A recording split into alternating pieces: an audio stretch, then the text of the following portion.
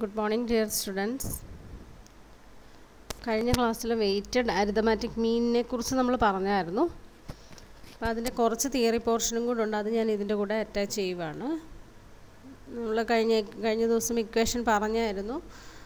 To compute weighted arithmetic മീൻ, നമ്മുടെ equation എന്തായിരുന്നു? നമ്മൾ വലിയൊരു ഇക്വേഷൻ അതിൻ്റെ അകത്ത് കാണിച്ചായിരുന്നു. നമ്മൾ അതിനെ ഷോർട്ടൺ ചെയ്യുമ്പം X bar W is equal to sigma of xw divided by sigma of w. നമ്മളത് വലിയൊരു ഇക്വേഷനായിട്ട് കാണിച്ചെങ്കിലും അതിനെ നമ്മൾ ഷോർട്ടൺ ചെയ്യുന്നത് സിഗ്മ ചേർക്കുമ്പോൾ അതിനെ നമുക്ക് ചെറുതാക്കാനായിട്ട് സാധിക്കും.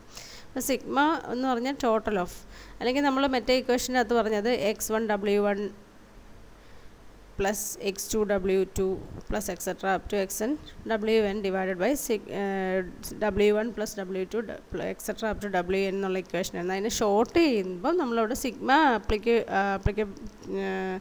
അപ്ലൈ ചെയ്യുമ്പോഴത്തേനും നമുക്ക് sigma of X W by sigma W എന്ന് നമുക്ക് ഷോർട്ടൺ ചെയ്യാനായിട്ട് സാധിക്കും. ഇനി അതിൻ്റെ the main difficulty in the computation of weighted arithmetic mean is with regard to selection of weights.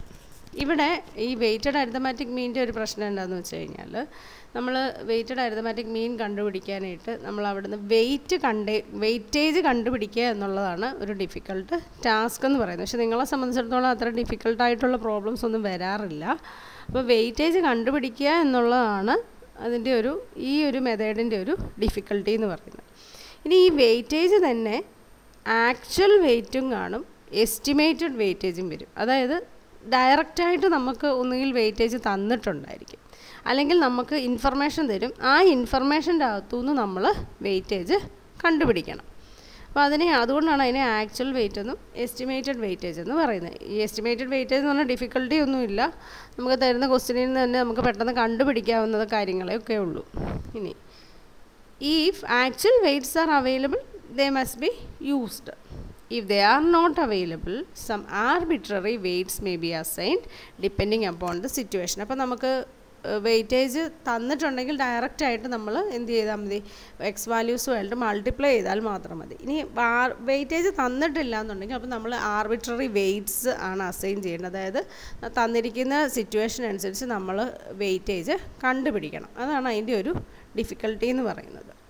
അപ്പോൾ ഇതിൻ്റെ അകത്ത് പറയുന്നത് ഇക്വേഷൻ പറഞ്ഞു, പിന്നെ പറഞ്ഞത് വെയ്റ്റേജ് സെലക്ട് ചെയ്യാനായിട്ടാണ് വെയ്റ്റഡ് അരിതമാറ്റിക് മീനിൻ്റെ അകത്ത് ഉള്ള ഒരു ഡിഫിക്കൽട്ടി എന്ന് പറയുന്നത്.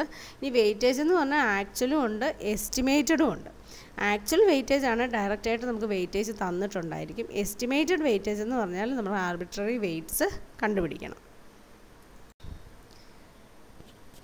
ഇനി it may be noted for the computation purpose weights of items are treated in the same way as the frequencies of items. അല്ലേ, നമ്മൾ സിമ്പിൾ അരിതമാറ്റിക് മീനിൻ്റെ അകത്ത് എന്താ ചെയ്തത്? ഫ്രീക്വൻസീസ് തന്നിട്ടുണ്ടെങ്കിൽ നമ്മുടെ തന്നിരിക്കുന്ന എക്സ് വാല്യൂ വേരിയബിൾസിനെ നമ്മൾ ഫ്രീക്വൻസിയുമായിട്ട് മൾട്ടിപ്ലൈ ചെയ്തിട്ടാണ് നമ്മൾ സിമ്പിൾ അരിതമാറ്റിക് മീൻ കാൽക്കുലേറ്റ് ചെയ്യുന്നത് എന്ന് പറയുന്ന പോലെ തന്നെയാണ് ഇവിടെ വെയ്റ്റഡ് അരിതമാറ്റിക് മീനിൻ്റെ അകത്ത് വെയ്റ്റ്സ് തരുവാണെങ്കിൽ ആ വെയ്റ്റേജുമായിട്ട് മൾട്ടിപ്ലൈ ചെയ്തിട്ടാണ് വെയ്റ്റ് തരും. അപ്പോൾ അതുമായിട്ട് മൾട്ടിപ്ലൈ ചെയ്തിട്ടാണ് നമ്മൾ വെയ്റ്റഡ് അരിതമാറ്റിക് മീൻ കാൽക്കുലേറ്റ് ചെയ്യുന്നത്. In fact weights are not frequencies. വെയ്റ്റ്സും ഫ്രീക്വൻസീസും സെയിം അല്ല, ഇറ്റ് ഈസ് ഡിഫറെൻ്റ് ആണ്. ഫ്രീക്വൻസി മീൻസ് എന്തായിരുന്നു? ഫ്രീക്വൻസി നമ്മൾ പറഞ്ഞായിരുന്നു number of times an item is repeated in the data. Frequency എന്ന് പറഞ്ഞാൽ ഇപ്പം നമുക്ക് ഫ്രീക്വൻസി എന്താണെന്നും വേരിയബിൾസ് എന്താണെന്നും ഒക്കെ ഏകദേശം ഫെമിലിയർ ആയിട്ടുണ്ട്. ക്ലാസ് അറ്റൻഡ് ചെയ്തവർക്കെല്ലാം തന്നെ ഫെമിലിയർ ആയിട്ടുണ്ട്. ഒരു 10 കുട്ടികൾ 10-12 കുട്ടികൾക്കൊഴികെ മാത്രമേ ഇതിനെക്കുറിച്ചൊന്നും അറിയാൻ സാധ്യതയില്ലാത്തതുള്ളൂ. അപ്പം ഫ്രീക്വൻസി എന്താണെന്നും വേരിയബിൾ എന്താണെന്നുള്ളത് നിങ്ങൾക്കറിയാം. അപ്പോൾ ഫ്രീക്വൻസി എന്ന് പറഞ്ഞു കഴിഞ്ഞാൽ എന്താണ്? ഒരു വേരിയബിൾ എത്ര പ്രാവശ്യമാണോ റിപ്പീറ്റ് ചെയ്യുന്നത് അതിനെയാണ് നമ്മൾ ഫ്രീക്വൻസി എന്ന് പറയുന്നത്. Whereas weights only give the relative importance of various items. Weights കൊടുക്കുന്നത് എന്താണ്? ഈ വെയ്റ്റഡ് അരിതമാറ്റിക് മീൻ തുടങ്ങിയപ്പോൾ തന്നെ ഞാൻ കഴിഞ്ഞ ക്ലാസ്സിൽ പറഞ്ഞായിരുന്നു, വെയ്റ്റ്സ് പ്രൊവൈഡ് ചെയ്യുക എന്ന് പറഞ്ഞു കഴിഞ്ഞാൽ നമ്മൾ ഓരോ വേരിയബിളിനും പ്രാധാന്യം വ്യത്യാസമാണ്, ഇമ്പോർട്ടൻസ് വ്യത്യാസമുണ്ട്. ആ ഇമ്പോർട്ടൻസിനനുസരിച്ച് പ്രൊവൈഡ് ചെയ്യുന്ന വെയ്റ്റേജാണ് എന്ത്? വെയ്റ്റ്സ് എന്ന് പറയുന്നത്. അതേസമയം ഫ്രീക്വൻസി എന്ന് പറഞ്ഞാൽ അത് റിപ്പീറ്റ് ചെയ്യുന്നത്, എത്ര പ്രാവശ്യം ആ വേരിയബിൾ റിപ്പീറ്റ് ചെയ്തിട്ടുണ്ട്. അതേസമയം വെയ്റ്റഡ് അരിത്തമാറ്റിക് മീനിൻ്റെ അകത്ത് വെയ്റ്റ്സ് പ്രൊവൈഡ് ചെയ്യുന്ന എന്തിൻ്റെ ബേസിലാണ്? ഓരോ വേരിയബിളിൻ്റെയും പ്രാധാന്യത്തിന് അടിസ്ഥാനമായിട്ടാണ് നമ്മൾ വെയ്റ്റേജ് പ്രൊവൈഡ് ചെയ്യുന്നത്. ഇനി the items actually occur only once in the data. ആ ഐറ്റം ഒരു തവണ റിപ്പീറ്റ് ചെയ്യത്തുള്ളൂ. പക്ഷേ അതിൻ്റെ പ്രത്യേകത എന്ന് പറഞ്ഞാൽ എന്താ? അതിൻ്റെ പ്രാധാന്യം അനുസരിച്ച് നമ്മൾ വെയ്റ്റേജ് മാറ്റി കൊടുക്കും. അതാണ് ഫ്രീക്വൻസിയും വെയ്റ്റും തമ്മിലുള്ള ഡിഫറൻസ് എന്ന് പറയുന്നത്. കമ്പാരിസൺ വിത്ത് സിമ്പിൾ അരിത്തമാറ്റിക് മീൻ. നമ്മൾ ഇത് തമ്മിലുള്ള ഡിഫറൻസ് നോക്കുമ്പോൾ നിങ്ങൾക്കറിയാം, weights use weights in former case അല്ലേ. ആദ്യത്തെ കേസിൽ വെയ്റ്റ്സ്, അതായത് വെയ്റ്റഡ് അരിത്തമാറ്റിക് മീൻ ആണെങ്കിൽ നമ്മൾ വെയ്റ്റാണ് അപ്ലൈ ചെയ്യുന്നതെന്ന് പറഞ്ഞു.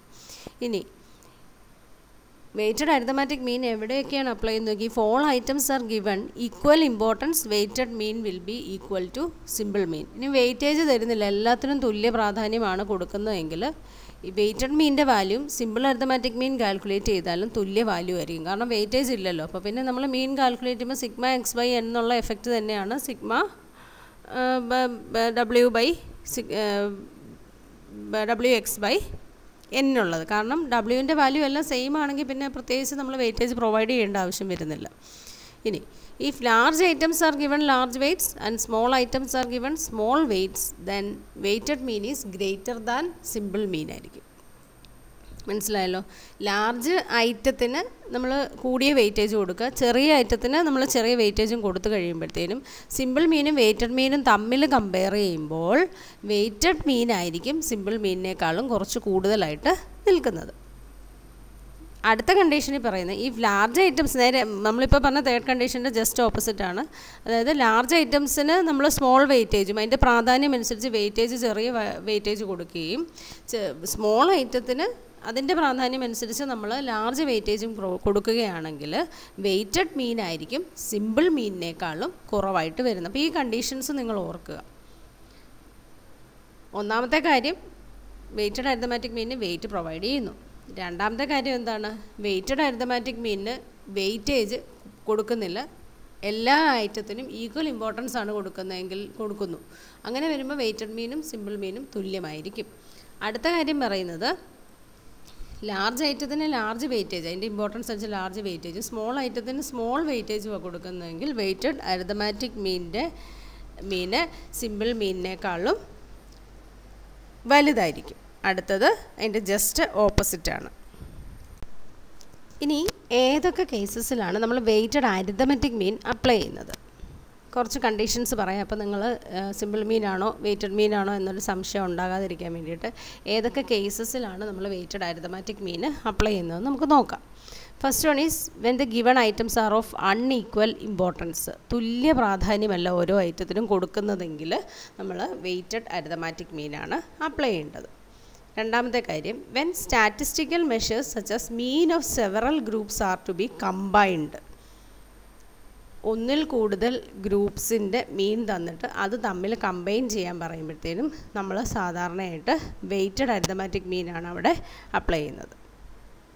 അടുത്തത്, ഇൻഡെക്സ് നമ്പേഴ്സ് കൺസ്ട്രക്റ്റ് ചെയ്യുമ്പോൾ. ഇൻഡെക്സ് നമ്പേഴ്സ് എന്ന് പറഞ്ഞാൽ നിങ്ങൾക്ക് അറിയാം, സൂചികയാണ്. അപ്പോൾ നിങ്ങൾക്കൊരു മോഡ്യൂൾ തന്നെ അതിനെക്കുറിച്ച് പഠിക്കാനുണ്ട്. അപ്പോൾ നിങ്ങൾക്ക് മനസ്സിലാകും അവിടെയും വെയ്റ്റഡ് അരിത്തമാറ്റിക് മീനാണ് അപ്ലൈ ചെയ്യുന്നതെന്ന് മനസ്സിലാവും.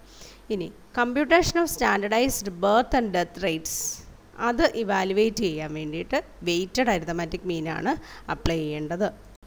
ഇനി finding out an average output per machine where machines are of varying capacities. അപ്പോൾ അതിൻ്റെ കപ്പാസിറ്റീസ് ഡിഫറെൻ്റ് ആണ്. അപ്പോൾ ഓരോ ഡിഫറെൻറ്റ് കപ്പാസിറ്റീസും അനുസരിച്ച് ഓരോ മെഷീൻ്റെ ഔട്ട്പുട്ടും ഡിഫറെൻ്റ് ആയിരിക്കും, ആവറേജ് ഔട്ട്പുട്ട് ഡിഫറെൻ്റ് ആയിരിക്കും. അത്തരം സാഹചര്യങ്ങളിലും നമ്മൾ വെയ്റ്റഡ് അരിത്തമാറ്റിക് മീനാണ് അപ്ലൈ ചെയ്യേണ്ടത്. ഇനി അതുപോലെ തന്നെ determining the average wages of skilled, semi skilled, unskilled workers. അപ്പോൾ ഇവരുടെ 3 ഡിഫറെൻറ്റ് കാറ്റഗറീസാണ്. അപ്പോൾ അവരുടെ പ്രാധാന്യവും വ്യത്യസ്തമാണ്. അപ്പോൾ അതിനനുസരിച്ച് അവിടെ നമ്മൾ അപ്ലൈ ചെയ്യേണ്ടത് വെയ്റ്റഡ് അരിത്തമാറ്റിക് മീനാണ്.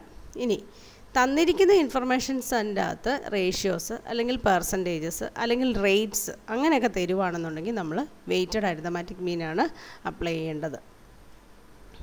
അപ്പോൾ എല്ലാവരും ഈ തിയറി മനസ്സിലാക്കണം.